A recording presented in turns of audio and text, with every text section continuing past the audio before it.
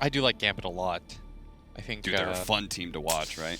Gambit might be my team now. You might have swayed me right there. But regardless, we have a Titan in Dota 2 in Team Secret. And on the other hand, we have this up-and-coming team that absolutely needs these wins. They will not move on without these wins. And it is very likely, as I've seen this smoke, I feel like 14 times in a row, get countered in the same way. So many times. We have the underdogs that absolutely need to 2-0 versus a team that I feel like wants to sort of right the ship a little bit. Yeah. And it's underdogs you can actually have hope in. Not just the sort of like, well, they're going to get 2-0, but I'm still going for them anyway. They showed they can take down top-tier teams. They showed they can play extremely good Dota in their series against LG. They've only gotten wins against team. Okay, team against a team. Against a team. Shout out to our in-game team as well, JJ and Nox, for providing the stats and the camera work. And shout out to you guys too, all our fans, Twitch and all that jazz. You know, you meme it up, but you keep it so that I'm not homeless for another day longer. As bottom lane, we have one of my favorite lanes. I think Spearbreaker Darkseer is like a classic. You know, like the supercharged cow. Yeah. Big fan of that. I mean, especially since they just made that duo even stronger with the Surge Charge combo. They're going to block the camp as it comes in, or the creeps, and easy farm. And hey, everybody, like, look, when somebody picks Darkseer and you pick Spearbreaker, do this, please, every single time. I can't tell you the number of times I picked Darkseer because somebody had Spearbreaker and then they just don't do this with me. You Cut the creep wave. Personally do it. offended as it's good.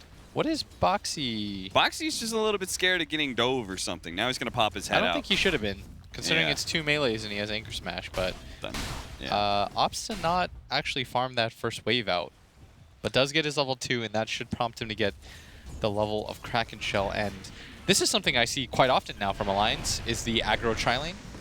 As mid lane, they're going to make a move onto mid one, who is copping a pretty good amount of damage. And let me say this, Lina matchup versus TA, not the best, but not the worst.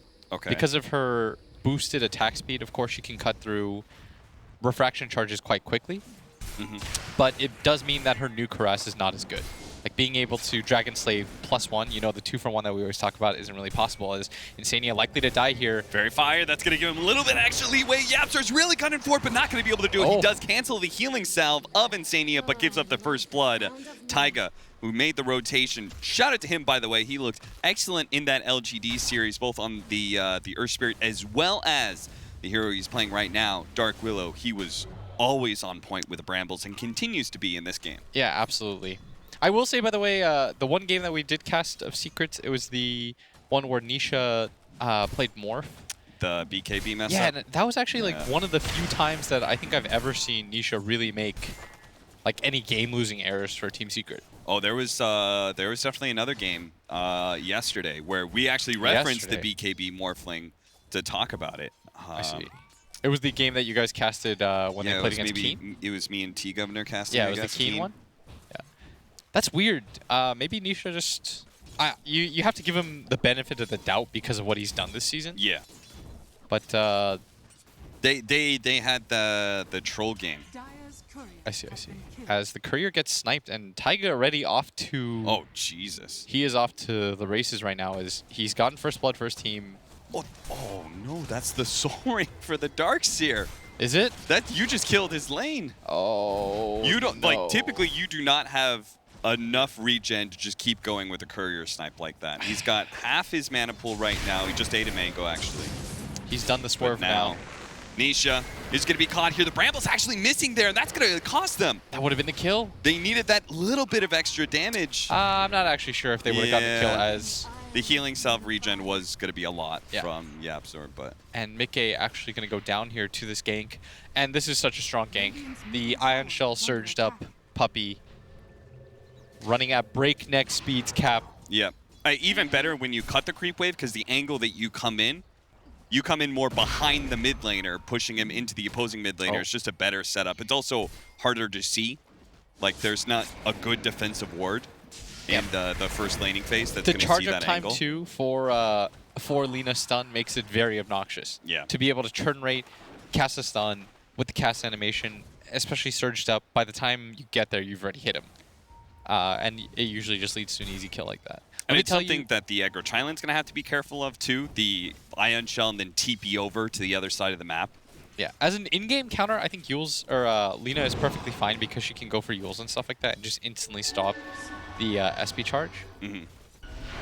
See, like, even right there, Mickey barely got it off, but it's because of the angle that he came in. As the Brambles just completely whiffed there. Mickey's still looking for it. He's going to land, though, and mid-one is dead. He got soloed. Spirit Breaker comes in, tries to gank, and the gank turns around very sharply. I guess Taiga's Brambles allowed that, but... kind of forced him to run to the right rather than straight back. In a way, but still. The Spectre does seem to be doing quite well, though, for a dual lane against an aggro tri-lane. It's not really an aggro tri-lane, though, is the thing, right? It's like pseudo, or as Grand would say, pseudo. It's, Taiga is sometimes up here, sometimes he's not as... Curse Crown trying to see if he can make sure they get this 5-minute bounty rune. They do manage to grab it. And thanks to the Cold Feet and Brambles follow-up, they're actually going to do a lot of damage to Nisha as they escape. They're going to get 3 of the 4 bounty runes. It's really cool, by the way, to see who decides to prioritize bounty runes and who doesn't. Yep. Let me tell you, Keen Gaming, I've never seen a team give less shits about bounty runes. Like, they just... It's not even a thing for them. It was like Alliance in that game 1 with Roshan. It was just so weird that everyone else is doing this thing and they would not. Mickey is going to be charged on the Curse Crown. It's not going to go off fast enough. Mid-1 will be able to finish up Mickey, but now is he going to be able to get out? The Cold Feet's going to root him to the spot here. Boxy actually TPing in from that bottom lane. Well, that's unfortunate because there is a big creep wave pushing into his tower. That's a lot of experience, golds, and even tower damage that's happening. Too many TPs taking a little bit too long as Insania drops the Cold Feet for half a second. We should talk about the rise of Sven, by the way, as a hero. I think that this hero, it's just like an all-around Mario-esque character. You know, like, whenever you play any video game that has Mario in it, he's just good. He's not amazing at anything. He's just good at everything. He's, like, pretty good at everything. He's very tanky. He scales pretty good. He has catch as a core. Now with Warcry, he gives you more team fight for like your allies. Yeah. As they're gonna make the move onto top lane. Taiga's gonna TP in. Nisha's frozen up. Great charge. You're not killing Nisha. That is a Yapstor with 7 magic stick charges and a bottle charge left over. It is so unlikely that you kill the spec. So they've got to somehow get to Yapstor, but I always love Wisp games too because I think that the objective is so, like, very clear. Yeah. You know what I mean? It's you either kill the Wisp or you don't. You kill the Wisp, you can win the team fight. If you don't kill the Wisp, as Ravage looks like it was used at bottom lane under the tower, but Zai gonna just sneak out of there. He's so farmed. He has way too much HP regen. 15 a second nearly. Yeah, we looked over at him and Zai looked super healthy, but I imagine that was just the regen and even the bottle that he had. There is a rather large stack that was actually Alliance stacking for this Sven. I think they did this last time against LGD as well. Yeah. I'm glad you brought up this Sven, though. That was something that I started off the show talking on the panel about. The hero has a 90% win rate, and it's not just the winning teams that were winning with it. Alliance also. The only wins they've gotten were with the Madara Sven against LGD. Actually got a moderate amount of those. That's going to be a 2-man stun, follow up with the Brambles, but again, there's just too much sustain out from Yapstor. Yeah, he's just going to bottle Nisha, who has his own stick too. That's the deadly part, is that you essentially get 2 to work with, meaning that you get 2 different bursts. It's going to heal him like insta 1k. It's very hard to cut through that. I mean, I like the hero just because I don't think it has any real big glaring holes. It scales well. It's a pretty good Roche hitter. It hits buildings nicely. It tanks for you. It's like a frontliner carry, which I think always feels good to have. You never feel bad when you're, especially when you're a support, that you have this like big beefy guy just kind of run in, blink in, take up so much of the attention as mid lane. Trying to go for him, mid-1. Not going to commit here. They do have the Curse Crown on Puppey, and Puppey is going to be the one in trouble. Charge up in 2 seconds time, but I'm pretty sure with the Brambles and Laguna Blade, that'll be enough damage. 4-2 now to the slight favor of Alliance. Less than 1,000 net worth lead for them. Still, that's only the 5 position for Alliance and... Yeah. Or, on the side of Secret. Not that big of a deal if Puppey dies to any of these TP forcing rotations and all that sort of deal. Still a very minimal net worth lead from Alliance's. Boxy continues to do very well in this bottom lane. If you check, he's got 57 last hits, 13 denies. And what that means is that Zai, yeah, he's farming all these like mini camps and stuff like that, but all the CS in lane belongs to this Tidehunter. As we see right here, the difference in lane creeps. And Tide's a perfect kind of hero to get the 1v1 against Darkseer, right? He can tank creeps, he's going to be the healthy the entire time, and he's also an offlaner that needs a lot of farm. And so Darkseer's locked into this position, and Tide's okay being locked in there too. Yeah, it's part of the reason why, if you look at Tide's toolkit, you would glance over and think to yourself, why isn't this hero of all heroes been made into a 4 yet? Considering like everyone's a 4.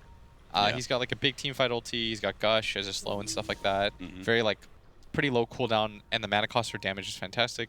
But it's just like the way that the hero works is you do need farm. Yeah.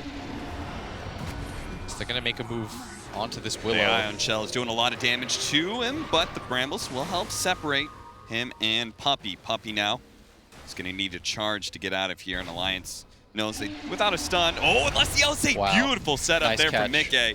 And he's got the Laguna plate. Not sure if he really needs to use it. He'll hold on to that big ultimate for now. Stopped him in traffic right there. But what were we talking about? Well, right now we're talking about 50 most picked heroes of the previous patch. Darkseer had the 6th highest win rate, and Lina had the worst. Ooh. Oh, we were talking about Tide as why he needs items or whatever. It's because you don't ever want to be locked into just being a Ravage bot. Yeah. That makes your hero feel incredibly worthless. You want to feel multiple anchor smashes. You want to be tanky enough that your Kraken Shell has an impact. But here, he is not tanky enough against the double Ion Shell with Puppey. I think that might have even been triple Ion Shell for a small window there. Taiga is going to be slowed down here as he tried to TP rotate over to help out the Tidehunter, but he is just surrounded by little purple particles. And that'll be a tier 1 tower, finally. The Tidehunter was slowing this down. Darkseer really wants to take that tower and start pushing deeper and deeper into the jungle. And I mean, DS had DD plus the double Ion Shell. Yeah. Tidehunter was done. He was so toast. Is going in 2 different directions right now as he is going for the hood, which is, you know, his way to deal with, I'd say, the majority of the early game damage that Secret can put out until the TA comes online. Dire's top tower is under attack. Ice Blast. Heading into the mid lane. They're going to try and jump immediately. Boxy's trying to go for the Gush, but there was already a TA trap set in place. And they didn't have Ravage, so it was sort of unlikely that they were going to get all the damage out there to be able to kill him in time. I felt like you were just kind of throwing spells to throw spells. Yeah, that feels like one of those positions. If anything, I feel like they could have made a move on the Nisha at top. Yeah, Nisha was seeing the Ice Blast actually came out of the jungle and back into lane for a moment there.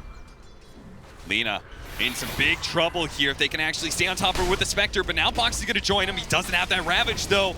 Using it earlier may have just cost his Lina his life. They aren't going to be able to get the Terrorize. That actually roots in the Wisp. He wasn't able to get out of that Cold Feet area. Now the Bedlam will help finish off that squishier hero in the Darkseer, but it's Ancient Apparition who's going to go down. Now they're going to focus on the Wisp in the back line as Yapster does end up falling. Puppey using his ultimate to try and get in position, but running into Brambles there. 3 dead on the side of Secrets. Not quite the dive that they had really hoped for. I think that's fine for them. Personally, Nisha just immediately went back top, and mid 1 took the mid tower. And he's about to finish the Deso at 13 minutes. Oh, yeah, he did take that mid Yeah, tower. and he's going to steal this Ancient stack too, potentially. He's running. This would be pretty big. This is meant to be Sven's, and it looks like he's going to clean this up no problem. He's even going to lay down the trap over there just to see if anyone comes. Not sure if any pings are coming out yet, but yeah, he'll leave the Ancient Black Dragon, but doesn't really care as he got the majority of the gold. And that's pretty significant sequence of events because they already grabbed the tower. Alliance, aside from getting the kills, don't get anything while losing their mid tower, which I think is pretty massive for the TA versus Lina matchup. Especially given how much this is going to boost the TA forward. I mean, if you look at this Darkseer Spectre TA, Like, you don't have a super active hero until the TA comes online. Yeah. And with this early of an Adesso, like, mid one's going to have a great time at 20, 25 minutes, I'm It's sure. part of those things where if you want to look at, I think it's a very easy way as a fan to just look at it and say like, oh, well, if you're a casual observer, you'll say, well, they traded 3 for 2. Isn't that a good thing? Like, but it's not, because Alliance didn't, yes, they got like 1 more kill, but the overall gold lead will go to the favor of Secret. Yeah. And they'll just get more space on the map. Smoking up to the top lane. This would be a very big kill if they can find it with the Spectre. Don't actually hit him with the LSA. They're going to spot him with this Ice Blast, though. Will manage to get him. They threw every single ultimate that they had to be able to kill him. But they do bring down the big carry of Team Secret, and now looking to potentially take that tower. We'll see whether or not Secret wants to defend or if they're just going to occupy this Radiant jungle. I really like how they use AA, by the way. They use it as like their anti-carry hero on the side of Alliance, and I think that's really smart. Looks like we're going to see a trade. As bottom lane, you want your Tidehunter to be there, your big beefy guy to frontline this, but most likely it's looking like, oh, it looks like he's going to be fine at defending this, and in fact they find Nisha again, but he's getting deep into his jungle right now. As they're going to make the defense happen at bottom. They have such a global presence with their team. Boxy does have the Ravage, threatening to blow it out with the Ice Blast over the top. Maybe they can burst down one of these heroes, but there's still a refraction up on mid one. They've already burned through it though, and Mickey tries to go for it, but there is going to be that big surge, gets him out of the way of that AoE stun, away from the Brambles as well. They're gonna get Zai here. Looks like that is gonna help things out.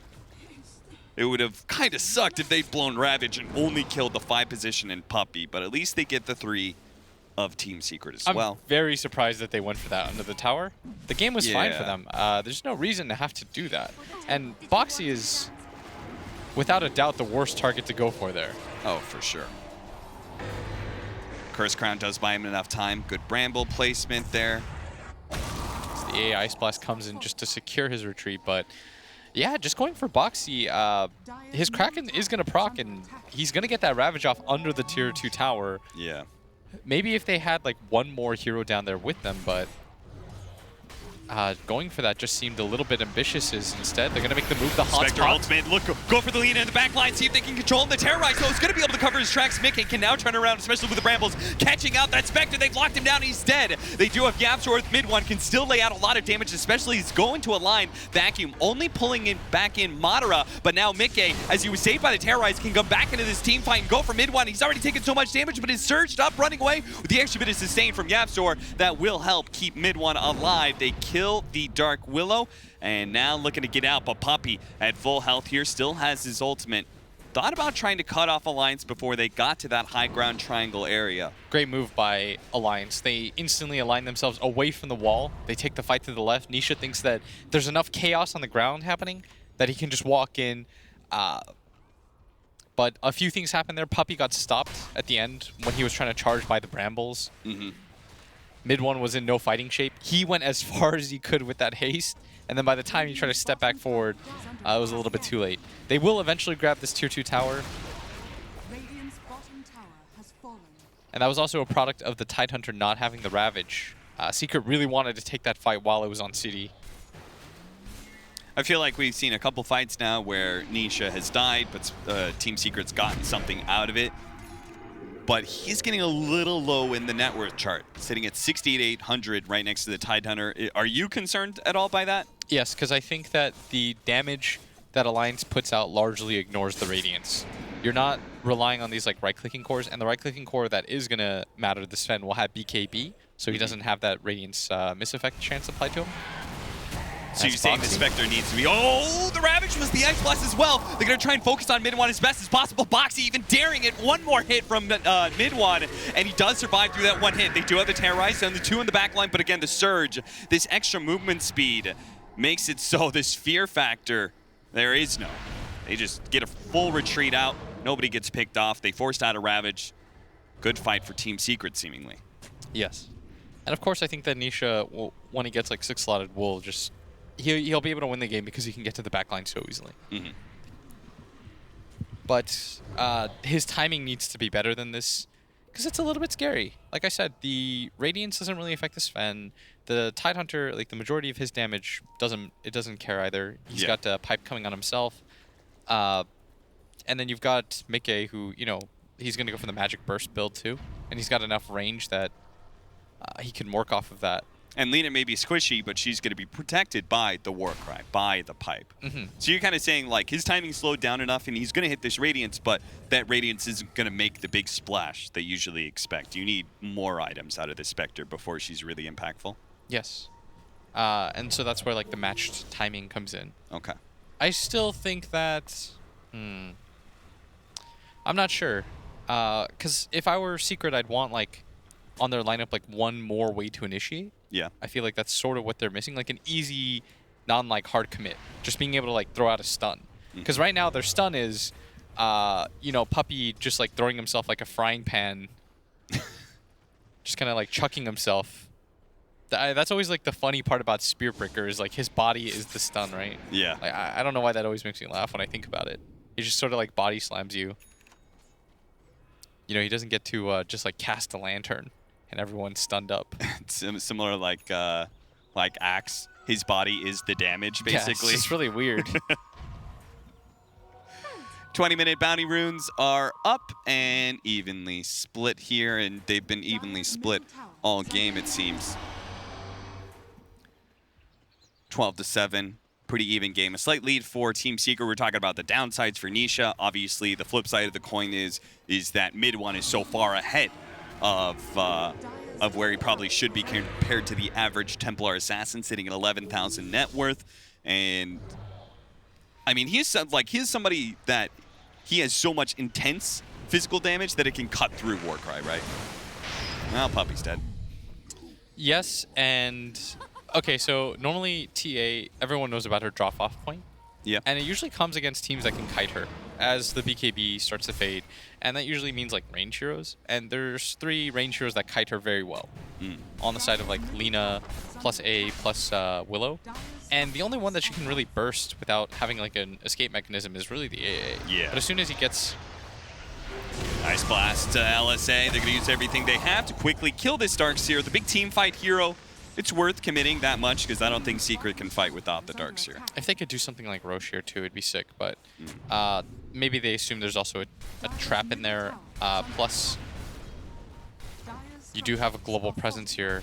Madara's just going to use his God Strength to finish up this tier 2. Nice decisive move by Alliance. Oh, bottom lane, they're just going for it.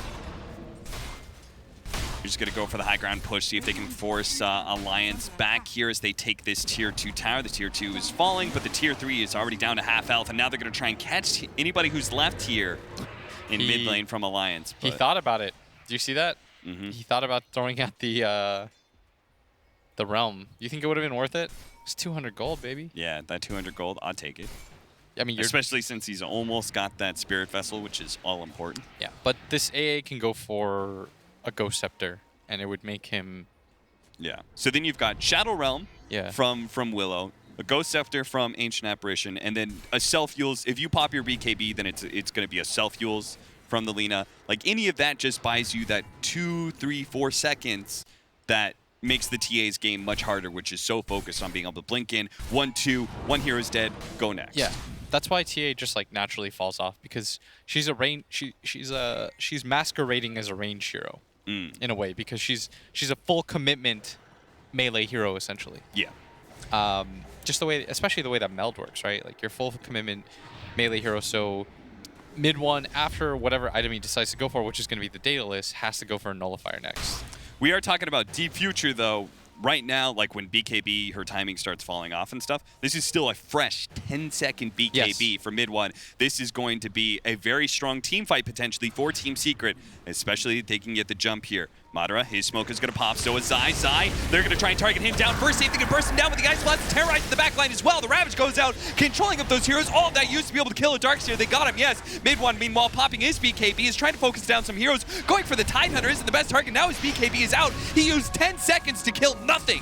Didn't kill the Ancient Apparition, couldn't finish off the Tidehunter. Mickey dodged him as well, and now that means all of Alliance is here to be able to finish off Nisha. Secret lose 4 and get nothing. 4 of Alliance are low. all of them, around 33% or less, but couldn't actually get a single bounty there. Again, it's the fact that it's not, you have to commit your heroes in melee range to these heroes that are very good against melee range heroes. And Alliance, and the reason why Sven is such a good hero is that he can commit himself with a stun in that position, and no one can ignore him. Whereas like on the side of Secret, you're just gonna get kited. Your only real initiation is this really slow, easy to move Darkseer or Spirit Breaker. Like Puppy's not really a threat anymore, and as far as stuns go, none of their cores really have one. They have slows. All of them have slows for days, but actual like stuns, and stuns are what determine Dota. We've seen Alliance like heavily commit for these kills on Darkseer. Do you think fights look differently if Secret has their Darkseer not in the front line? If he's able to come in and do some sort of wall but part of the problem back is he sort of has to be. Yeah. Like who else is gonna get like who else is gonna front no line one really, for you? because you can't let Puppy get it. The annoying part is you can't let Puppy get initiated on because he's your stun. Yeah. And once you take him out of the equation, the team fight gets a lot harder for you. He also has like he has a way to stop the BKB Sven temporarily, so you need him in the back. So in an ideal world you live in, the Darkseer is able to just like tank up so much that it doesn't matter. But he doesn't, because AA just wrecks him every time in the fight. We saw the ramp up of net worth typical for Spectres. Nisha, his net worth is actually stalled out right now. Yeah, and this is also why it's very important for Boxy when we talked about why Tidehunters need net worth at all times. Like, he needs to continue to scale with the rest of his cores. Yeah. And because, you know, at some point your spells top out, and there's not a lot of... the part of the problem with Tidehunter is there's not a lot of items that make his spells feel any better. You're not going to go like Kaya on Tide. You're not going to go... you're not going to go for like all these other side items. Catching in from the side, they swoop in, catch Insania. So they need... You just need like raw net worth and stuff as... Ooh, that is a lot of damage. Nisha. You heard Alliance yell right there? Yeah, yeah. Oh, the relocate's coming in from the side. They do have the charge onto Taiga right now, and that is a misterrorize, but as long as it's only Taiga and not Mickey, pretty sure Alliance is super happy with the exchange. That 1-for-1 is good for them, but though. Yeah, mid one just walking into the Roche pit, and the trap should see the Tidehunter coming in too. He's gonna get charged through him. Boxy slightly controlled. They're gonna go for the Sven here. Look how quickly he's actually maybe dying here. Does manage to get off the Warcry, but it's immediately taken down by a couple of shots from mid one. Madara though has already used God Strength and BKB. He's gonna throw out the Ravage. Is Alliance really ready to take this team fight? I'm not so sure. Madara's gonna come back in, try and take this one with Brambles controlling up these heroes. Madara came back in and died. Puppy, he may be gone on by Taiga, but that doesn't really matter. The Ice Blast coming in though, that's gonna matter a lot more as mid one is at half HP right now, but they have no damage to follow up on that one. Mickey is currently farting around with Zai. He's trying to deal some damage out to this Darkseer, but he has too much sustain. And now the charge, Puppy, okay, he actually canceled that charge, but that's okay. Mickey's dead anyway. So surprised they decided to take that fight. Just disengage. Yeah, that you're in a perfectly fine position. Midrax has died. Everything's cool. Like, you use BKB, God Strength, your Sven is at 25% HP. Yeah, he has no BKB. Like, nobody should be making the call to use that Ravage. We're gonna go back in. Just give them Roche. It's fine. Yeah. You're still up 6k gold, but by willingly committing yourself there, the thing is you don't know who to blame in that position because... Whoever made the call. Yeah, it made it very clear, I think, that Madara was told, just go and don't worry. Yeah. Like, we're going to burst her instantly. And instead, he literally got one shot and died, and then... I'm not even convinced that they could have taken Roche. Yes, they used BKB, but you're talking about Ravage, Terrorize, Ice Blast. Like, those are all really good Roche controlling abilities, too. Yeah, all you have to do, I think, is calm down, let him blink back. Yeah. TP to the shrine, ferry yourself some salves, anything. Even just... I don't know, that was a very confusing circumstance because... I felt like their position in the game was fine as... You see the charge through. Realistically, you don't even have to pop BKB there because there's no follow-up stuns on this side, this side of Secret. Once the charge ends, there's literally nothing you have to worry about. And then Madara comes back in, gets charged, and then literally gets one shot and dies. Yeah. And then their damage becomes so split at this point because it's hard for Mickey to get up into that high ground to focus on mid one, who you can see is Ice Blast and half HP. He has to play the distance game, so instead he just hits what's in front of him, which is the Darkseer, but he's too tanky too. Yeah, and just well, now you got... And Madara apparently died while we were watching the replay. I was wondering why he was dead for 40 and... Okay, well, that's not good, because now they've got a Daedalus double damage on mid one, and he is hoping he can finish off the tier 3, and then Secret can go for some shrines. Still 10 seconds on the deck for this Sven. Would you chance it? No. No. Because Secret is careful. They have experience, and they know, and this is something that I feel like sometimes Alliance, like, they randomly lack is, don't go for that. There's nothing, you know, eventually a better fight will present itself to you. It was their strength in game 1 against LGD where they just kept hitting LGD over and over and over again with so much speed and force that LGD could never recover. But in this kind of game, like, you just needed to not take that fight. You needed to actually say... You just had to be calm. Yeah. That was the time to be relatively calm, and by just kind of all out forcing it, just feels like they were making life hard for themselves. Yeah. The Aeon Disc for Yapzor, and next a Ghost Scepter, so he's come up with a lot of ways to increase his survivability when he jumps in, tries to help out Mid-One or Nisha in the middle of these team fights, so he will not be so easily burst down. Ice Blast just across the map there. Not sure if that was just scouting for some vision. Man, Secret, though, are so good at coming back in these positions. Yeah. Like, that's, for me, that's a sign of why, no matter what their form looks like, or, like, whether or not they are trying, like, the hardest, like, they can just perform. And they're going to look good. What do you think about the Rod of Atos? Because we were talking about, oh, you know, build Ghost Scepter for kiting this Spectre and TA. Instead, it went for a very offensive item in Rod of Atos, which does have synergy with the Cold Feet. But yeah, I guess that's like the Darkseer spec counter, but yeah. He's got Manta, he's got BKB, DS has Greaves. Sit behind Boxy here. The Terrorize coming out. They really do not want to blow this Ravage. They know if Secret managed to force out the Ravage there, 30, 45 seconds later, Secret's going to be hitting their high ground once again. Yeah, and Alliance with a full set of racks up is 6,000 gold behind. Yeah, that's... Never a good sign, as Mid-One is pretty beastly now. Just very impressive. What do you think about Butterfly as the next item for him? I mean, Sven's not going to go for MKB, right? He's demonstrated that he's going to go for the AC next, so... He's keeping one item ahead, and I think that's fine. Fair enough. As Alliance gonna smoke up here. They still have that Ravage. They still have all their big team fight combo.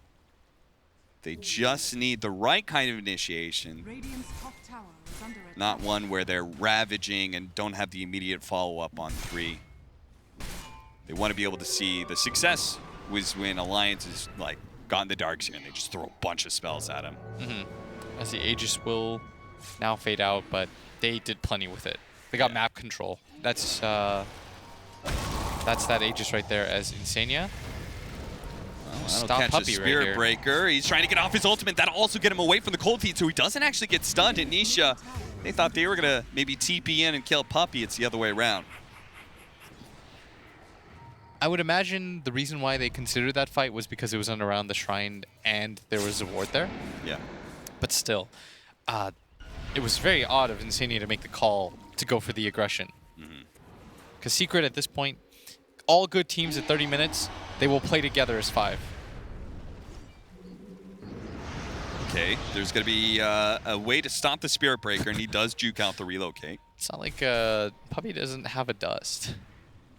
You notice that about all these like greedier 5-position captains? They just don't love dust. Like, what's the point? I'm going to spend Kuro at minimum and Puppy? 90 gold for a kill? Yeah, it's not like this Lina just bought the Shadow Blade. He's had it for like... They do have a gem on Darkseer, but you know, your initiator, I feel like, should have some form of detection. Yeah, for sure. It's just funny. So now he's given the sentries. YapzOr's like, here, sir. One of the rare times where YapzOr is going to be giving instead of taking. It's 19 to 15, 7,000 net worth lead for Team Secret, but Alliance do have that mid lane of barracks down, while Team Secret have yet to take a tier 3. But Secret definitely has full control of the map right now. When you have this much control of the map, that Rax doesn't matter because you're just pushing in this bottom or this mid lane all the time anyways. You're just running up and down, extending your net worth lead, doing a very good job of that, as the poor Centaur might be going down here in a second, and in fact it gets replaced. And the worst part is I think there's significant upgrades on the way. Once you get the heart on the Spectre, then she is no longer fearing as much the Laguna Blade Ice Blast combo that almost, you know, completely destroys her in a team fight. She's gonna, even if she does die, she's gonna bounce back so much extra damage with the dispersion. Like, that's a significant upgrade. You're talking about the Nullifier for mid one, which he hasn't actually gone yet. He went for a on the high ground here, Boxy. He's got to be careful. He's going to run up into this, but mid one's already taken off. Look at that damage! He's dead, and he doesn't have buyback either, and Boxy can't hold on to that Ravage long enough. He was waiting for the BKB to fare out, but that doesn't happen. This is what happens when you have the map control here. You can have certain things like DD runes that can completely win team fights. They try and go for the fast kill onto Zai, but Zai is not going to be taken out here. Taiga throwing the Terrorize out. It's going to be a bit too late, and everybody is going to make their way back here from Team Secret, as some of them are a little bit too low. That TA dealt plus 407 with, so he was hitting for like 560 a hit. Let me just, with the Daedalus. Sven just got shredded. He just got tossed into the dirt. All right, so I mean, okay, now they're going to throw out the Ravage, see if they can pull up mid one, and they are going to be able to do so. YapzOr was not able to get the tether in time and start healing him up, and Insania turns around with the Ice Blast there, but if they can walk this off, it would be massive. Nisha actually gets stunned up at Cold Feet. Yule's Scepter as well. Just keep slowing him down with a Gush, just keep on poking him at him. They try and pull him in with a vacuum. That's where Puppy's going to try and make some sort of commitment to push the Lina away from Nisha as best as possible. Boxy just stays on top of these heroes, though, knowing that they can't turn on him, especially now that Sven is back alive with Warcry, giving him the extra movement speed to try and hunt down some of these heroes. They're going to spot Puppy, committing for the kill onto the Ancient Apparition, also creating the space for Nisha to try and get away, but he's now been found by Taiga, who managed to get the Cursed Crown stun onto him. YapzOr does have a relocate, but Mickey, this is why he's Shadow Blading, not towards Nisha, but towards wherever the Willow might be. Is they're now going to throw out the Laguna Blade Ice Blast combination. They're almost there. They need a bit more damage. They got him. YapzOr tried to tether in, is just going to find himself surrounded by Alliance members. Beyond Disc will buy him a little bit of time here. In fact, they're even focusing on the Sven illusion, which was causing Insania some troubles, but finally, Madara does manage to get the kill. Don't forget the gem, sirs. You saw that one on the ground. That was a buyback from Puppy, too. Yeah, an overall very nice net worth win, but still, they have such a mountain to climb. Like, that was Secret just sort of saying, okay, the game's over. Like, we can just kind of walk in, but yeah, without the BKB, the TA does go down very quickly.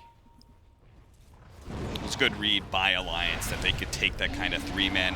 Puppy's going to be spotted here. The Ice Blast actually seeing mid one come in. It also gives him the heads up to get the Yule Scepter off onto Puppy. Now they're going to be able to get the— oh no!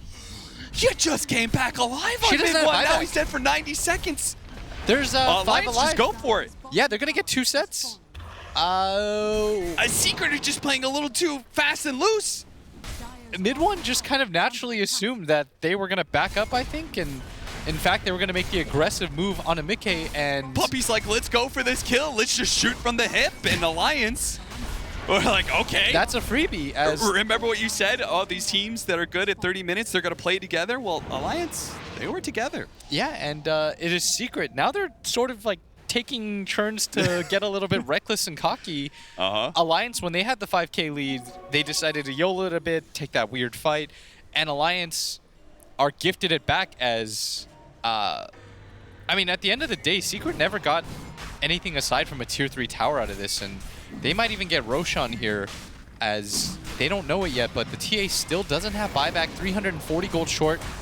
Go for Insania. Insania's fine with that one. He just wants to be able to buy his team time. He throws out the Ravage there. That's going to be able to... Oh, Nisha's actually jumping inside the pit. It's only Mickey focusing on Roshan right now, but Nisha's trying to grab it. Mickey gets it just in time, and he stays alive. And now it's Madara inside the pit. Nisha's trying to dagger his way through some quick bombs. His man's up, but he's been hit by the LSA. Get the cheese off! Get the cheese off! No! He's dead. Vacuum back inside the pit to allow the rest of Secret to retreat. But their carry, their big carry who had the cheese, dies before he can get it off and does not have buyback. Much like mid one, didn't have it before him. He will have it in a short second. It's 70 gold away. 70 gold. But still, just Alliance opting to fight without their TA. Yeah, Secret has just been... That is 21,000 of your net worth that you could have just waited for. And again, I feel like this Aegis, it's not game-breaking. Yeah, and Aegis Lina and Aegis Sven, like... She doesn't have BKB. You can get on top of her. It's more important that you don't just throw away heroes there, and Zai used the buyback for that too, and so now Secret, they're in such a do-or-die position. Well, they will have a chance for one more good high ground 5-man hold. Dude, this game's wild. Potentially, as Alliance, 25 seconds. They're not going to try and play it too fast and just like rush down so you think you get Megas real quick. They're going to take the shrines. Both teams need to reset themselves a little bit here. As we saw, 30 seconds still for this TA. The Ravage was like, it was great just to actually hit all those heroes on the outside. Didn't even die right here. Yeah. And as a result, he's able to reset in the fight with the rest of his team. Also, shout out to Mickey not panicking in that moment and like finishing up Roshan instead of leaving Spectre alone inside the pit, and also being fast enough to grab the Aegis. By far the coolest part about that, though, was the Ravage from Boxy. Oh, yeah. The get to the edge of the Roche pit, catch everybody. Mm-hmm. When I first saw it, I was like, huh? And then I see the outside of the pit where he hits like almost everyone. It was like, okay. Oh, he actually pixel perfect. 26-20. It's now Alliance with the 2,000 gold lead, but more importantly, 2 lanes of barracks are down. Yeah, and they're about to get a Silver Edge to deal with this this Spectre. And if you thought that net worth was a bit of a roller coaster, love to see the win percentage, as I'm sure that was... What is this? What am I looking at? I was almost like 80-85% advantage to Secret. It almost looks like a heartbeat, you know? Boop. Boop. Oh, man, that is... I love games like this, personally. I think they're so fun. Because Dota's inherently messy. Yeah, and... You try and treat it clinically as you want, but... I'm going to tell you guys what happened, but, it doesn't make it any less entertaining, and it's just what happens in Dota. You know, you get a little bit over-aggressive, you see some moves on the map, and you want to be decisive, so you go for it. They're all smoked behind Nisha. It almost seems like they're trying to bait him right now. Oh, but both teams are going to know about each other's presence with Boxy coming forward. They're still going to go for Nisha as they've shown mid one in the mid lane. The charge on in is going to be able to slow down Madara. Nisha's actually thinking about turning and fighting right now. He feels comfortable enough with this, and they do manage to get the stun out. There goes the Ravage, but mid one just keeps on focusing on this Sven, while Sven trying to go for Puppy, trying to hide into the trees. Doesn't make a Taiga set as well. Mid one beating through some of these heroes. Now the side blades out onto Boxy. They're going to lead that one up next. As Alliance has definitely lost this fight. It's just a question of how many heroes they're going to lose. Puppy got the charge off. Does have the charge onto Mickey. That's a much more important kill, but it looks like Insania is very dead. He doesn't have a TP, so they're eventually going to kill him. And he gets a charge hit. They have to relocate to get on top of Lina, but they may not even need it. As 1 shot, 2 shot, that's going to be enough. And Aegis down, and as you said, he doesn't have BKB, so they can just stick on top of him in this second life, and he'll die so quickly. Show me that win probability, JJ. It's going to keep dropping. There's no way it's going to stay right there as buybacks are being used or whatever. The sharp decline back down as their decision to go for the Spectre there. Once the Ice Blast doesn't connect, you're done for. Yeah. Because the heart plus the Wisp regen makes that fight impossible. You know he's going to reset. He's going to be full HP. Whenever Madara commits like that to the burst, the one hit with the Echo Saber, and he doesn't get a kill, the fight is so impossible for him at that point. Puppy just sticks on top of him, makes it so hard for him to breathe. Can't really get around here as they are going to march down this lane. Most likely take 2 racks for themselves minimum here. Yeah. And like Alliance, how much are you giving up? Like, your Sven's not buying back, obviously. Is your Lina gonna buy back? But can you really fight without the Tide and Ancient Apparition anyway? Is there a point in doing that? I would put Secret. If I was Secret, I would just put them in a position where I would potentially try to go for Megas here. Yeah. Or at least even up the racks. You got to force the buybacks. Okay, there's the buybacks from both the Tide as well as the Lina. Looks like Tide just got his buyback in time. Yeah, so now Secret resets, and the Aegis was wasted. Now, Here's the bigger let's thing. check the win probability. Yeah, Go ahead. there's a cheese still on the Spectre. Oh. Yeah. God, I forgot about that. I Yeah, forgot I he didn't know you use that did. cheese in that one fight. And now we're pretty much almost back down to the 85% that Team Secret was not so long ago. This is, oh, man. I like how he's thinking about Blade Mail. I don't hate it. I don't hate it either because what it does is it counters the Sven's low BKB timer now. Yeah. It makes it so that when the Sven jumps you with his, what is it? It has to be like 5 now, right? With his 5-second BKB timer, you pop this Blade Mail, and all that time is now just wasted. Yeah. And on top of that, you've got the 25 extra dispersion talent, so your Blade Mail is blocking back. Oh, he's swerving, though. Physical damage. Oh, Satanic comes from. He's going to go for something else. He's going to get the Nullifier instead of our Templar Assassin, huh?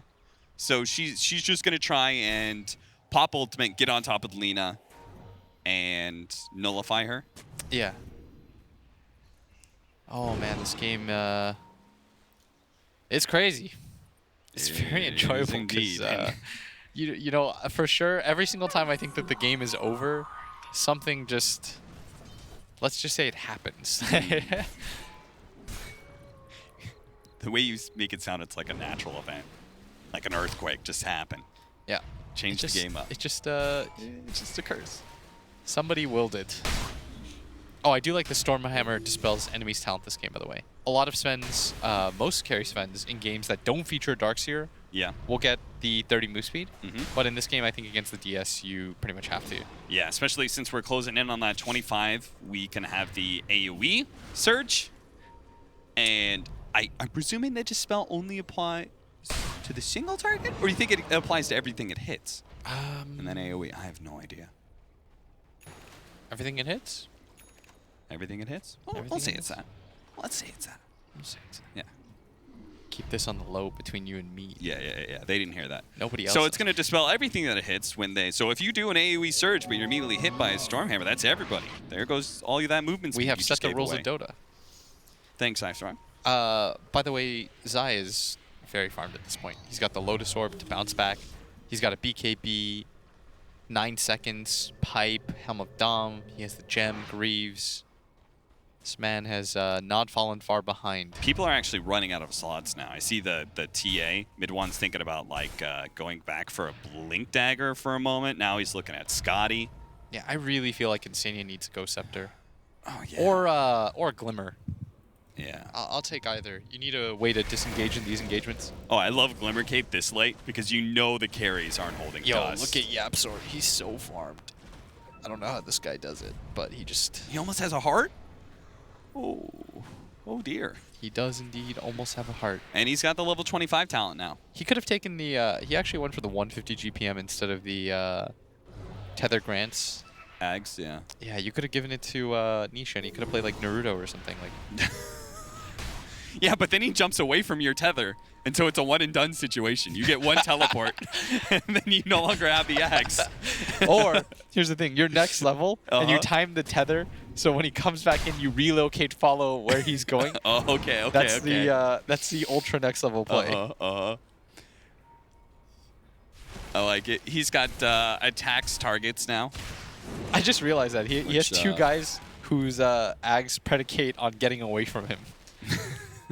That's true. You know, like the TA teleport and the spec, plus the spear breaker. Literally all the ags except for the Darkseer gets them farther away from him. So I guess this is one of the few synergy. Yeah. Yeah, this is one of the few times where you entirely skip that. Oh, that's so funny. As the next Roshan, it will be an Ags, and for Alliance, the AA Ags Ice Blast. Or even the Lina one. The Lina one is good. Let me say Boxy's is probably the worst. If I'm just honest here, Boxy, sorry. I don't know how much I love your... AoE Gush. I hate that talent. Or I hate that Ags, if I'm honest. It's like you're throwing out Wave of Terror. You know, it's just not that cool. You have the Ags Dark Willow that everyone was complaining about. What if it also did like a 0.25 second stun? Would that be broken? The AoE Gush? Yeah. What? What if it's like that would be mega broke. What is wrong with you? What about like 0.1? Let's just give him 2 Ravages. I'm sure it's not a big deal. 0.1 second stun. Whenever he throws it out. They just kind of like stagger for a moment. I mean, Queen of Pain gets like a friggin' level 25 talent. Okay, what if it did a pushback instead of a stun?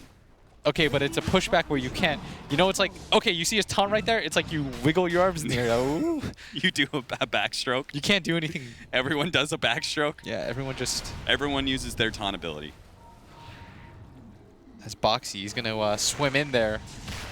Madara's going to jump for it. The Force Staff holding on to the Terrorize. That Spectre ultimate, trying to decide where he's going to go. Nisha actually holding on to it for so long, but Madara's getting chunked right now. He turns around with the Satanic, though. Now he's got the opportunity. All that physical damage doesn't do a bunch, but look at that vacuum wall. They're stuck inside the wall. They're so slowed down. They do spot the real Spectre, though. They see the real one. Can they actually burst him down with the Ravage going down? The Lotus Sword's not going to be enough. They kill him, but he does buy back. Doesn't have the ultimate, though. Madara in the back lines. Get away from the Captain of Puppy. They're going to be okay. Madara's trying to get out, and he's going to be good. Secret of bought back on one. They're going to buy back on more here. Spectre's bought back. So is the Spirit Breaker. Alliance just need to get away from this. They need to be able to get back to their fountain to heal up. Part of the reason the Secret's buying back, though, Roshan is up. Alliance is low enough that they're not going to be here in the pit. They take this so quickly, too. And Alliance, I mean, an overall teamfight win is they did force the buyback on 2 separate cores, but the Aegis is going to reset this game for them anyways. Who gets it? Give it to the Wisp. Let him just like chuck him around. Oh, they're gonna give it to Puppy, in fact. Oh yeah, I mean that's AoE control. You get the vacuum in like they were just walled. You get the AoE Nether Strike. Oh, that'd be sick. God, that was such a garbage Ags, but it's finally good in this one situation. Because the thing about it is like, the other Ags are just kind of memes. I think the IO one's pretty cool. If I'm where he just pops out spirits every once in a while. That's his thing. Yeah, he just you know. I don't think that's really doing a whole lot. It's annoying. Isn't the Ags Darkseer? Is that still the increase the power of the wall and increase the amount of damage? Yeah, 140% Scepter replica damage. I think you should. It's either the wall or the Nether Strike, and I'm actually okay with the Nether Strike given the vacuum I just saw. Me too. But Alliance, the reason why they're able to turn that fight is because Secret, they jumped the gun a little bit. They thought that the Sven was dead, so they refocused and kind of got split up a little bit as a result. And so Puppy started going for the back line, and then Madara pops his Satanic, is able to live, he fights back, and all of a sudden Secret also have low BKBs, and Nisha's all by himself in No Man's Land. He's like way up the hill. The rest of his team, like the way that they fought, was just such an awkward angle. Like half of his team was on the low ground. Puppy was like already way past, you know, he was looking past the future. Do you think they have 2 cheeses now? Because they still have not used that first cheese. Yeah, I mean the problem with that cheese is if you get ice blasted, it doesn't really matter. So I guess that's my question to you. Do you think Alliance should be the ones looking for a fight right now, given that most of their buybacks are up, whereas Secret have 3 of them that are on cooldown, but Team Secret also has this Aegis for another 2.5 minutes, and they have 2 cheeses? Like, which one is better, the buybacks or the Second Life? You know? I think that the Second Life is right now the best because it's like a scary position for Alliance to be in. Yeah. Where if you get wiped, it doesn't really matter, right? But I'd say this game is, despite the 14K lead, I'd say it's as even as it gets as Taiga. Oh my goodness, look at that fast charge. He doesn't even get off the Shadow Realm in time. He needs to pop it now and try and TP out or something. Oh, he just gets burned. But he just gets burned down. Does have the buyback, and that was the commitment of the Haunt. So that's 100 seconds on the floor for him. And Insania, he doesn't have buyback, and his Ice Blast is so big. They need that Ice Blast so badly. Insania's trying to get out, but he's charged up. He's gonna die here, and that is going to be a buyback from Dark Will in a 4 versus 5. I cannot believe he was out there. His Ice Blast is so key to being able to kill Nisha, who is taking a lot of damage here, but he's gonna reset with the heart. The Wisp can heal him up too if he chooses. And this is, I think, quite a good opportunity for Alliance. There's no buyback, or for Secret, as there's no buyback on the AA. Yep. And the Ice Pass, it's so crucial. Yeah. Like, that's the entire reason they were able to kill Nisha so quickly there. And a pretty big opportunity here now for Secret, as he didn't have a TP, and a Rapier is purchased. They're going to go in a Boxy. Oh, He's taking goodness, so Boxy, much. be careful! 150 HP before the Guardian Greaves goes off. You need a reset. Everybody go heal up. As Secret, they're going to continue to go for this. This is a Rapier TA. I mean, this is all in on the TA, right? Yes. Like, you gotta find this TA with Divine and no Aegis. He does have buyback. Nisha, they're poking at him right now, seeing if they can take away that first life somehow for free. Without actually losing any heroes for it. Nisha's dropping a bit low, but every single time they're just gonna reset. Just get the heart regen kicking in again. There's that AoE surge. I will say that I would have thought that Alliance had the advantage if AA doesn't die there. Yeah. Then you can just send in your frontliners and trade out. Poke at As him. They broke the the break. Spectre. That is a lot of damage immediately. After the Manta was popped, they managed to get the Curse Crown, but there is the Lotus Orb to counter the Curse. 20 seconds now for this AA, and Okay. so far so good, as they have held for the time being. And, I mean, shortly it's going to be Secret that have to start playing carefully. Their side lanes are pushing in. You don't have buyback on this Spectre or this Darkseer. Radiant are scanning. They weren't... The funny thing about Rapier is it makes it so you don't want to commit there. And I feel like if you're Secret, you probably want to commit with 80 seconds on the AA. Yeah. But because you have Rapier, you're so afraid to take any bad fights. Because you give... I feel like you give this Lina a Rapier. She's gonna take over. Yeah. This game... Mickey is trying to turn into a right-click how long do we have on the Aegis? hero anyways, trying to build an MKB. That Aegis should be another, like... It's gone. It's gone. It's gone. Yeah. What's the win probability, JJ? Can you bring that up for us? So, Okay. Dota Plus does think that Team Secret still have a wealthy advantage.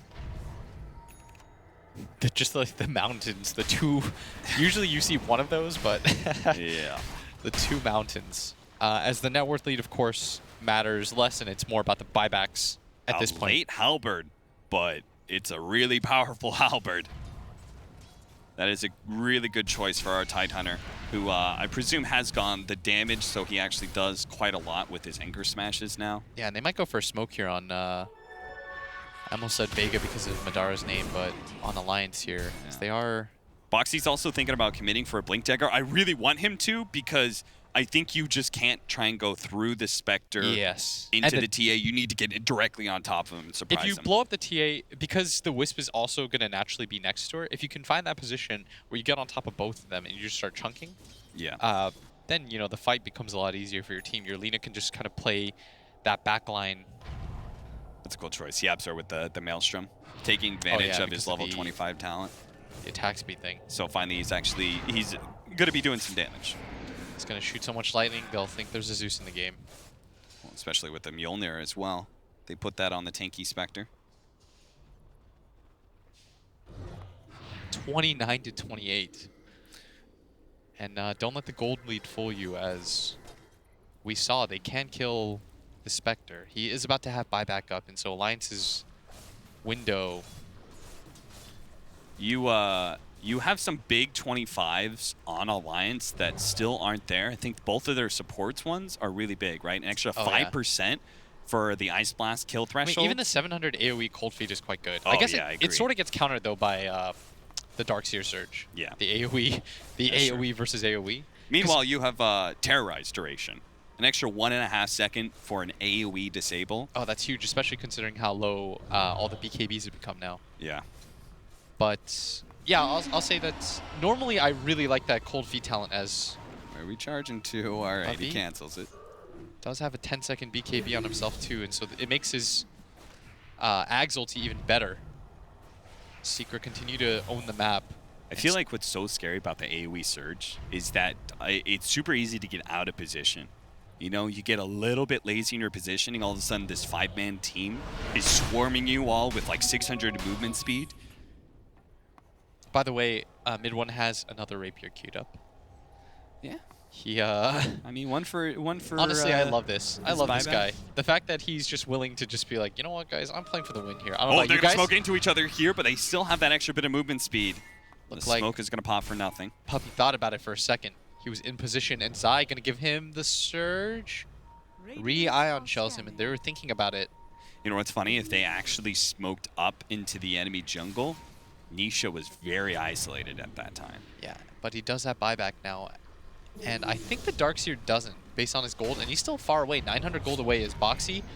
Gonna get hit by the trap. Nisha is going in here right now. Starts poking at him. There's the cold feet nullifier onto the Sven. They want to make sure he can't use his satanic to be able to turn him around like he did last time. The Nether Strike can try to hold him up, but he gets off this BKB. He needs to swing though, and he couldn't get it. A big crate comes out from mid one. That finishes off him, and now the fight for Alliance is over. They're just trying to get out as many heroes as possible. As Insania gets his TP off, but Boxy's certainly dead. They're going to be forced into 3 different buybacks here, and they will not have BKB or God Strength on the Sven, which are all important.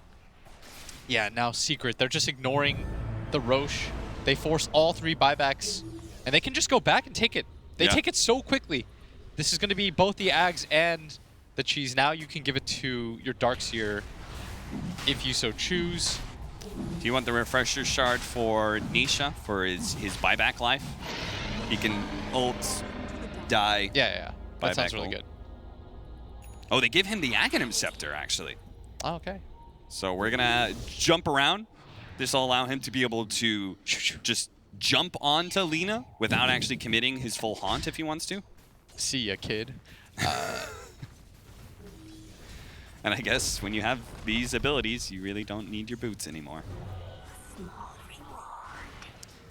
Oh, man. Just passed over the hour marker here, 29-31, a 42,000 net worth lead for Secret. I did not realize it was that high. Monaro was just nowhere near the rest of his team. Yeah. There's no backup for him. The crazy part is, if he gets a swing there with the Satanic popped, he turns that around for his team. Yeah. They were all in on trying to kill him.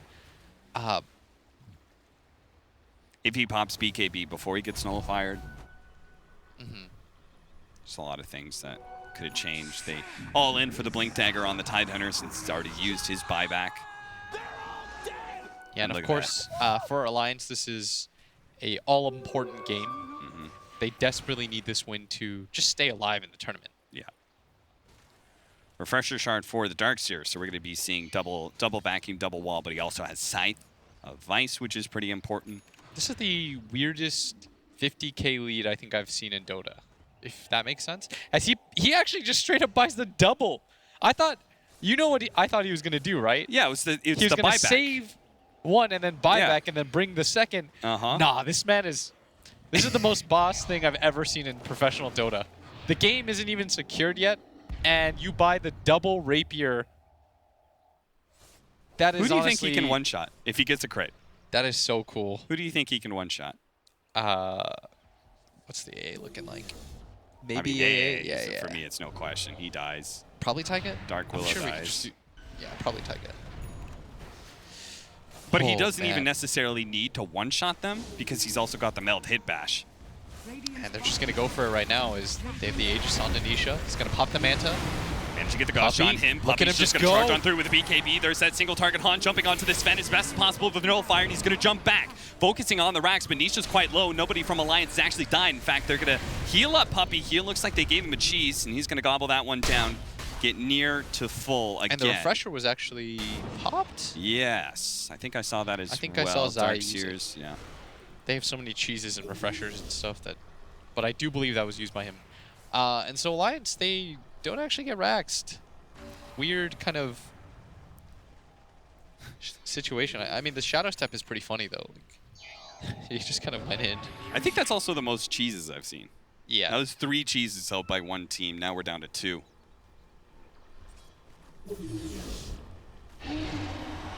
And it's funny, like Alliance, in order to get through this part of the game, they have to make 0 mistakes for like 3 different fights in a row.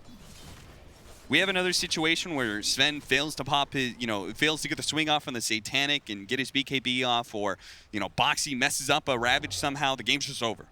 And so is your tournament life. This 5-man smoke up from Team Secret.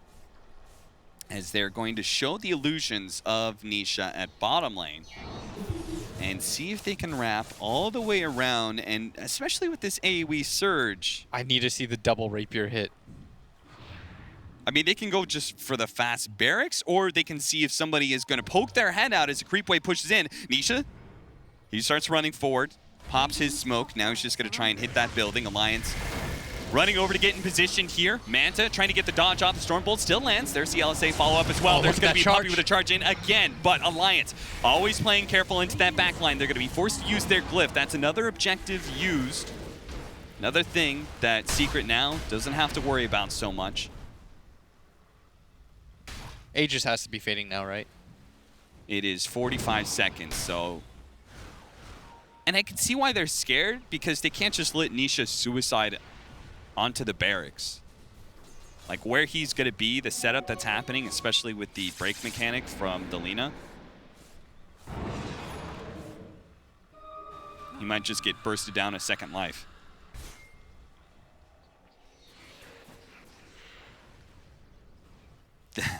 Thought about Bloodthorn. Now I'm thinking about Refresher for the Templar Assassin for a double BKB. Really isn't much left. I mean, double Hurricane Pike. Never seen that, but sure. Just keep piking yourself further and further. Just hit him from the mid lane. I mean, the Aegis is gone. If Team Secret were timid about going high ground before and finishing off these buildings. Nah, the Treads is going to switch things up. Well, it is the Treads. I thought he was going to have the cheese in his inventory just in case. Another dagger. Another approach on the high ground. This time they're going to jump the Spectre with the Ice Blast going over the top of the back line. Puppey committing for mid-gate, but again, Alliance are far enough back that Secret doesn't really want to commit to this. They're just going to go for the buildings instead and try and get out with that AoE surge. Nisha's actually jumped back in onto Insania. He's trying to get into the trees right now. The Terrorize is going to force him back out of those trees, though, and they do manage to kill the Spectre. And it's not in a fight where they can just buy back and she pops ultimate and goes in again. Secret have already disengaged. Yeah, and the double rapier makes it so awkward. It really does. You just don't want to do that. I feel like in a normal situation, you just continue the fight, but mid one's like, nah, I'm good. Like I'm good. And now he's like frantically switching up whatever his next item is. He has no idea what's going to be. Look at the bounty rune net worth difference. Yeah. 10,000 of the 48,000 net worth. Closest 50K game I've seen because of this. This is why I don't even hate it. I'm not criticizing this at all. I think this is one of the, you know, Dota is about entertainment. And I am thoroughly entertained because you have had to completely change how you behave in this game because of the double rapier. And it's glorious. It is absolutely glorious, Cap. And they just keep on. The crazy thing is they keep on getting bounty runes, so they keep on getting more items. They keep on getting opportunities for power runes, like the double damage they just grabbed at bottom. Yeah. And it's still, they also get the opportunity for Aegis, Cheese, Aghanim Scepter upgrades, Refresher Shards. All of these things are still not enough for Team Secret to confidently say, we can win the fight on the high ground. The cool thing, too, about Alliance's draft, and I guess Secret's, like, both their drafts handle Megas pretty fine. Yeah. Like, Mega creeps do not really change that much. You have a bunch of cleave, a bunch of wave clear on both sides. Everyone's tanky enough to deal with it, too. Look at YapzOr, he's just... I'm down. He's going to get a... I'm totally down. Oh, my lord, what is this game? Get a Divine Rapier, absolutely. Why You're not? attacking as often as this Templar Assassin, go for it. Why wouldn't you at this point? All right, so he's going to go Silver Edge. Okay, no, he still has... to try and break the Tidehunter, so Tide can no longer play the front line. Yeah. Which, by the way, he had queued up a while back. I will let it be known. Before he decided to finish the Hurricane Pike, I recall, if I recall. Either he was getting it before the Hurricane Pike or before the Butterfly. One of the two major items that he purchased. It does go to show you he really wants that Pike. Like, he could be... Why is that? Not sure. I would imagine the distance between him and the Sven matters quite a bit now, so that he can't get the Satanic hits off. Okay, yeah. Being able to reset himself after that, too, I think is quite important for him. Just, I mean, the advantage for Team Secret especially is, like, they lost Spectre in the last team fight. And we put it out there. Just a single target haunt. Hey, what's up? we put it out there as like, oh, this big thing, and it was big because it means Alliance won the fight, but ultimately their game didn't change. They couldn't go outside their base and force the buyback out from the Spectre. Maybe they went out there and farmed a little bit more than they were doing before, but if they want to actually change the fate of this game, they're going to have to take a fight outside their base somehow. Madara. He's going to push out while the rest of his team is smoked right now. Oh, man. YapzOr hits real quick.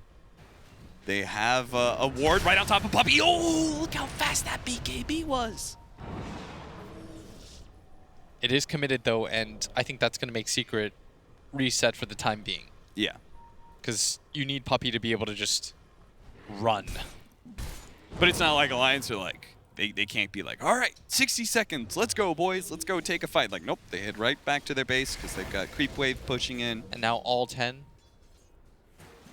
Everybody's got buyback now. Yeah. We have come to full circle where everyone has buyback. We're still waiting on the level 25 talents of both this AA. What's the max Ags? It's 17%. If he gets Aghanim Scepter on Ancient Apparition and the level 25 talent, 17%. 17% of your HP and you're dead. It's pretty big here as the Aegis. This is going to be a thing as Boxy. I mean, he's just hitting Ancients here. This is why Alliance smoked up. They wanted to be able to get into some sort of fight where they could fight over Roshan, but... Right? I mean, I can't imagine a world in which you give it to a TA. Yes, yeah. Start giving it to Zai. Yeah. He's got it.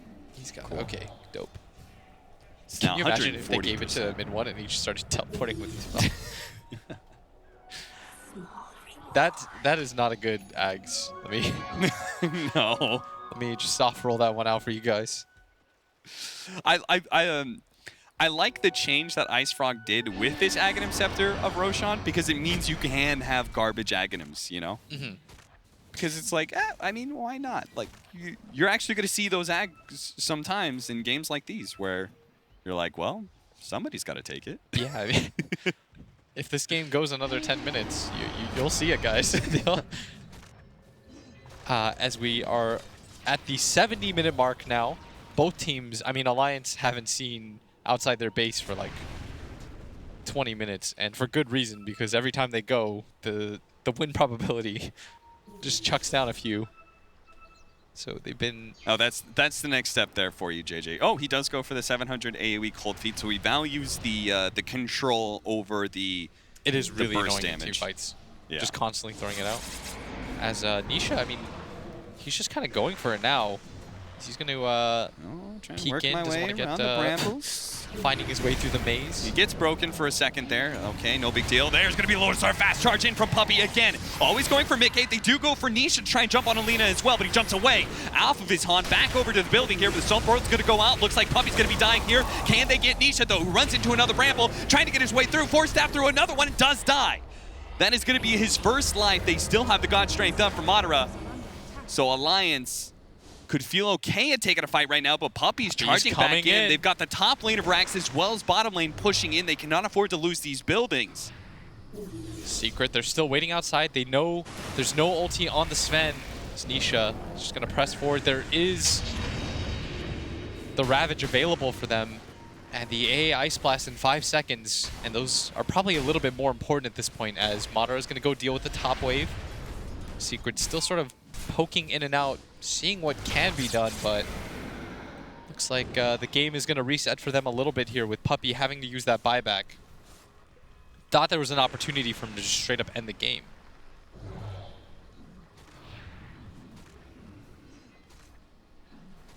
(31-31). It's one of the rare times where we're going to tell you to ignore the net worth lead and pay more attention to the scores is indicative of kind of where this game is. It's definitely not an even game, but it is not a long shot to say that Alliance could somehow make this comeback given what kind of crazy game this has been. I repeat myself, and I'll say for the 4th time, this is the craziest, or this is the closest 50K net worth lead I've personally seen. I'm sure there have been other ones, but no, I'm gonna say this has got to be this has got to be the closest one. Didn't Cole throw like a 40K lead once or something? Yeah, but that's a throw. It's 40K. This is 50. I don't even know how 50 really happened. You know what I mean? It just sort of, it was. Yeah. It wasn't, and then it was. Well, while Team Secret have been able to pick up somewhat useless Aghanim Scepters for free, Alliance has had to do it the harder way, and finally we do have an Aghanim Scepter for them. It's going to be on the Ancient Apparition. This next fight will be the first one that he has, the extra kill threshold. That was his buyback, though. So they're going for the locked and loaded one-shot. I mean, his job's really easy because, realistically, the only person you care about getting it on is that spec. Yeah. This is actually one of the weirder AA games, too, because you're so important. If you get it on the spec, great. If you don't, you lost the fight. Not too worried about it. I'm just wondering why he threw his Ice Blast outside. Just kind of looking around the area as much as possible. Just buy your Rapier, Yapzor. You'll get the gold for buyback. So Nisha doesn't have a Moonshard. He's got 10,000. He's got 10,000 gold in the bank. Midwan, who's been shopping for like his 8th and 9th items, also does not have a Did Moonshard. they just forget? Like, he just bought a Blink Dagger. Like, he's actually just buying side items. The backup Blink Dagger. I was like, maybe Nisha's going to be giving out Moonshards, but he doesn't even have one for himself. The game has become so confusing to everybody that maybe they just genuinely... Oh, well, he's going to buy Abyssal. Yeah. Okay, that makes sense. Okay. That makes sense. And we're going to swap And it he in has for... He has a 10-second BKB, so he'll pop the 10-second BKB, or maybe he'll just drop the Radiance altogether at this point. No one really seems to mind the Radiance too much. There's no Blink Daggers aside from Mataro's. If he goes up into the high ground, pops his BKB, and swings at the building, can Alliance stop him? Can they threaten him enough not to finish up that one building? I think so. By the way, there's 3 Blink Daggers. I should correct myself. But the one that's the most important is the Tidehunters for him to cancel. Yeah. But when you pop your ulti, it'll hit everybody anyways. Yeah. So, I mean, they've got 2 buildings. They've got both melee racks. I mean, given the huge chain stun that they actually have an Aghanim Scepter now for the Dark Willow, so we're going to have that Shadow Realm constant hitting. But if he does get the Blink Ravage and you get the Terrorize, like that's a huge AoE chain stun that could be happening if you're not fast enough in your BKBs. I bet this A wishes he sort of had the... I mean, he probably wouldn't have had the Ags otherwise, though. But the 10% Spell Amp talent. Yeah. And then the +6 Ice Vortex resistance. Then you're really cooking. See, true leaders are thinking about the 76th minute of the game and are planning their talents accordingly. Come on, Insania. Come on. All right. Now you have to give, just by default, either this TA or this IO the next, who does have a Rapier himself now. Yapzor has completed his. All right, there's another double damage rune. There's a DD. The thing is, they keep giving it to the TA, but the TA is never the one hitting the buildings because he's got the Divine Rapier. I don't know, he does 1,000 a hit. He does 1,000 a hit right now, and they're still... Like, if we saw, for once, mid-one go and hit the building, it would drop so quickly, but... Yeah. I saw Yapzor tether a creep when he was right next to mid-one, and I got irrationally angry at him for a second. Yapzor, I want you to fight. That was like me getting irrationally angry at Insania for throwing his Ice Blast outside of the base for a minute. Like, what are you doing? Keep this game going. All right, well, apparently Alliance is keeping themselves entertained. They're going to play the drums. Jeez. The bongos have been laid out. Now the next test, you throw the monkey on the high ground when they go for the push. Guys, don't do this. It's, you need these. That was a nice melody. Dun, dun, dun, dun, dun. I like how Alliance just throws out all the chat wheel lines, kind of all in the same sort of area. You could tell, you know, it's like the downsides of war, you know, is like one of the things is like boredom. There's all this downtime. You got to keep yourself ready to go at any point, but it's just naturally you're going to get bored. And the Alliance are like, they're just trying to keep themselves entertained. They're trying to make sure that their guard is up for that big push that could be ending the game for them. But there has been pretty much 20 minutes of nothing. So the problem interspersed by like 30 seconds of action. The problem with it is that everyone's 6-slotted, and if it's not enough for you to like end the game, it means that the game is just now neutral. The gold lead is it's irrelevant at this point. Dota still thinks it's a 75-25 game, despite the largest gold lead I've ever seen. It's actually going back up. Yeah, the more Aghanim Scepters that are given to Team Secret. Even Dota Plus is like, yo, you really gave it. Wait, you have an Aghanim Scepter upgrade on That's Wisp? That's going to be 2%. That's going to be another 2%. The TA gets one, it's a 50-50 game. It's a 64,000 net worth lead now. That's so funny. If the TA gets one and it swings to like a 50-50, it's like... We don't want you to get that. You shouldn't have done this. Hey, moon shards. There we go. Oh, okay. They started to. Let's get it. You know, if you think about it in this way, it's a great position for Team Secret to be in for the series. Yes. Right? Because you're wearing down Alliance with this really long, grueling game. As long as you win it. As long as you close it out. You know what? I think at one point, Secret, because are they in the upper bracket no matter what? I actually think this game still matters for them is the wild part. I think so too. Oh my lord. Smoke up from Team Secret. Oh my heart. 79 minutes. We've hit the point. You have an Aegis, right? You guys really aren't going to wait. You're not going to wait for the moon shard on Nisha? You've waited for so much. Zai just kind of running in, looking for the vacuum, and heads back out. It's been 80 seconds, or it's been 80 minutes now. We are approaching. Yeah, we're in the top 10. YapzOr has a Aegis. He's got a rapier.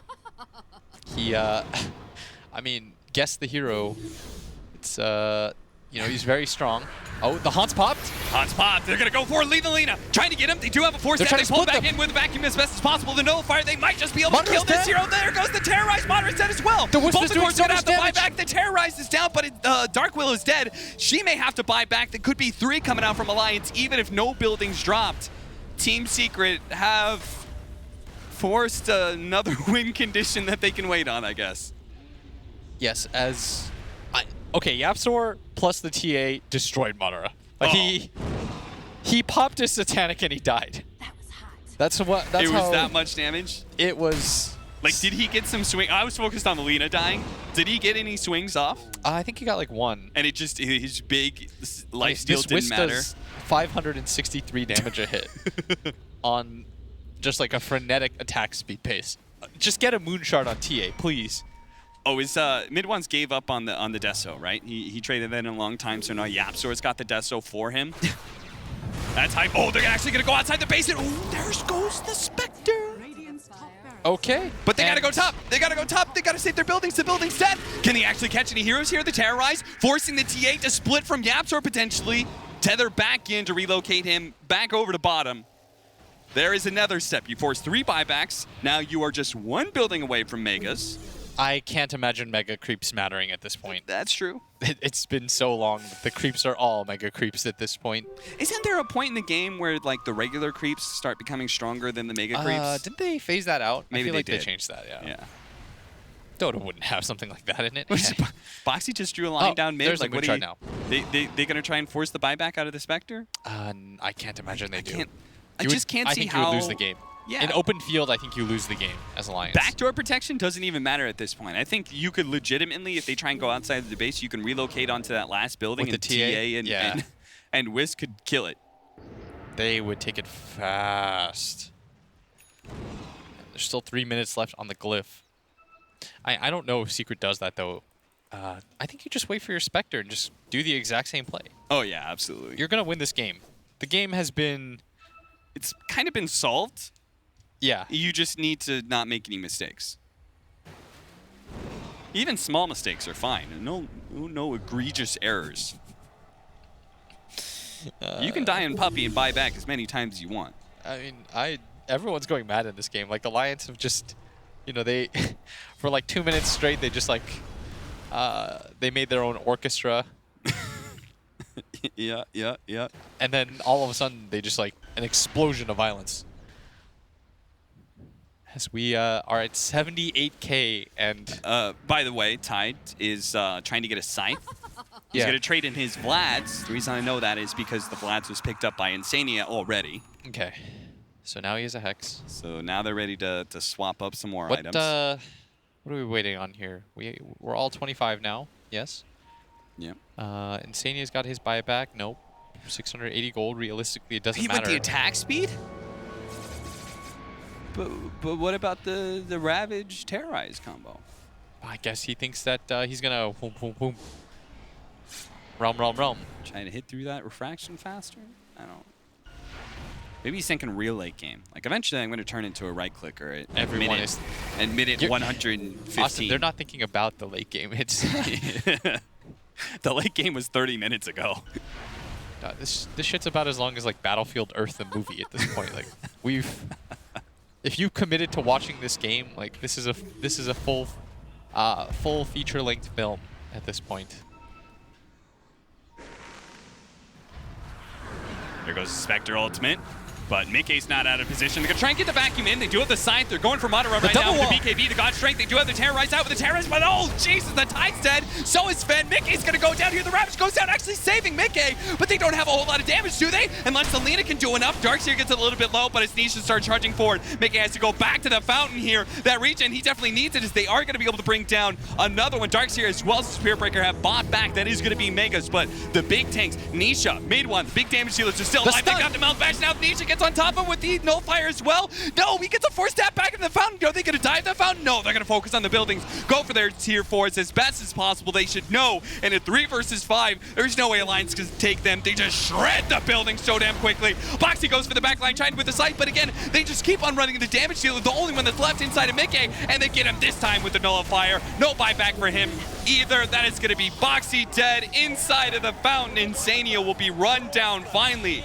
Alliance will give up this game 1 as we hit the 85-minute mark exactly. I think at one point the gold lead was 87,000 gold. we just hit the 85-minute mark. They look exhausted, by the way.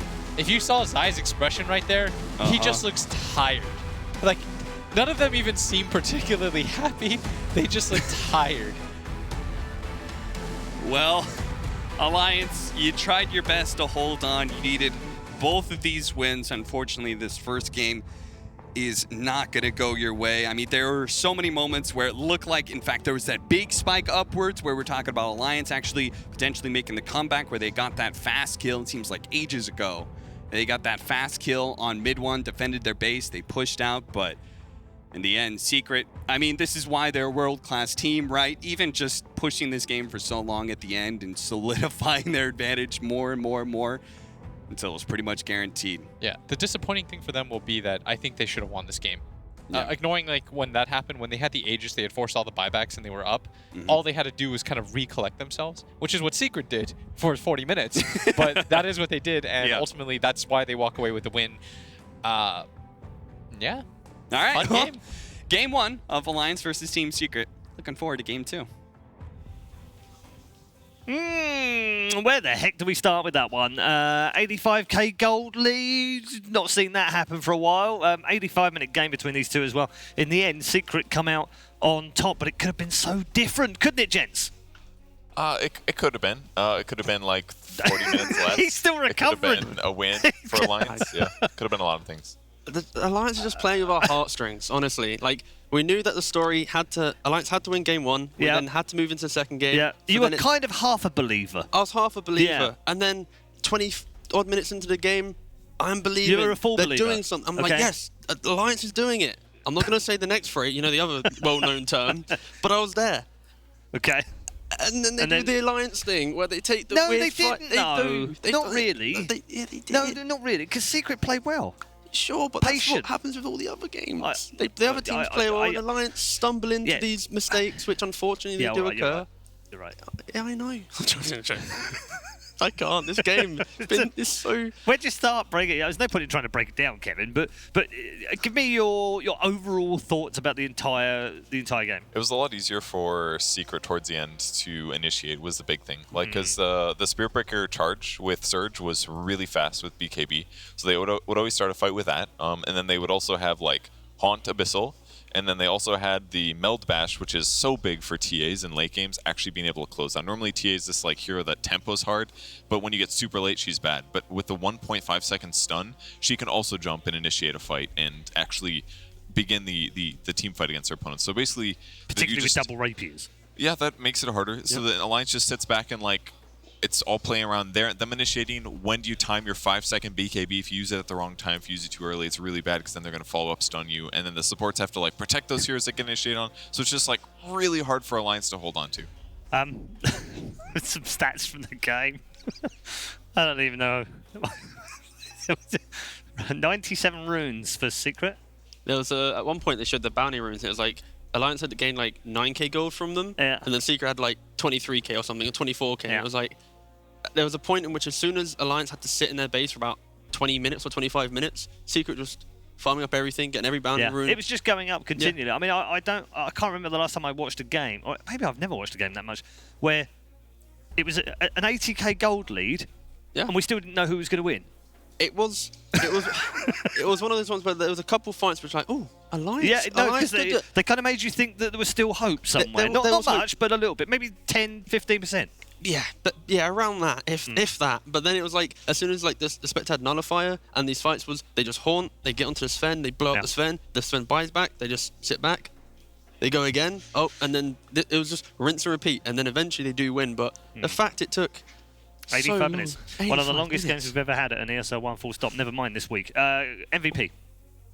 I think, personally, I'd probably shift towards Nisha, simply just because I like the fact that he went for like the Nullifier. Obviously, mid one had a very good game, and his matchup was quite favoured, but I just like the fact that Nisha scaled throughout the game, and when he got to the crucial points, he had the Abyssal, he had the Nullifier, and he was always getting the right targets and making sure he wasn't just wasting haunts and just doing kind of bad things. And he also had the dangerous role as well. He was the guy that had to stand close to the enemies. Like all those fights, now he's not smoked, he has to sit up there, he has to be the one to man to dodge abilities and get initiated on and make sure he doesn't make too many mistakes. Because if it doesn't take much to make a mistake when your opponents have that much range, burst damage, silver edge. Like if you just mess up a little bit, you might lose Aegis, or you might lose a buyback, which costs your team another 8 minutes and elongates this stupidly long game as well. So it's hard. Fun stuff for us as far as the neutral is concerned. Not good news as far as the Alliance team are concerned, and not good news for Alliance fans either, because that is it as far as they're concerned in getting through this group. They need to win both these games. Can't now do that, but they'll be playing for Pride and plenty of other, I'm sure, when we come back for game number 2.